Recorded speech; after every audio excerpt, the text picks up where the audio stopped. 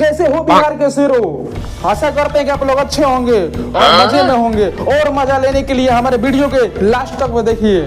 चलो भाई देखो अपने न्यू ईयर से ज्यादा तो पावर स्टार के जन्मदिन का लोगों का इंतजार रहता है, और कुछ ब्लास्ट होने का लोग इंतजार करते हैं। तो फाइनली आ गया है ब्लास्ट गाना, तेरी लाल चुनरिया।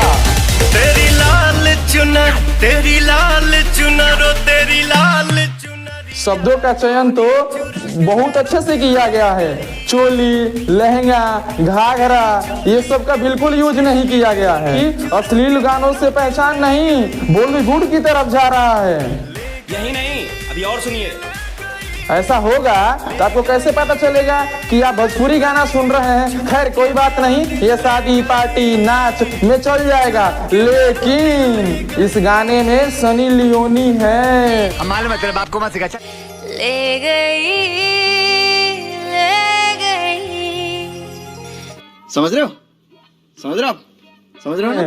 तो इसको बहुत ध्यान से देखिएगा, ऐसा ना हो कि घर परिवार में देख लिया तो कुटाई तो भैया के दम बिल्कुल चालू हो जाएगा। खैर कोई बात नहीं, बोलिए हैप्पी बर्थडे, पावर स्टार की जय हो।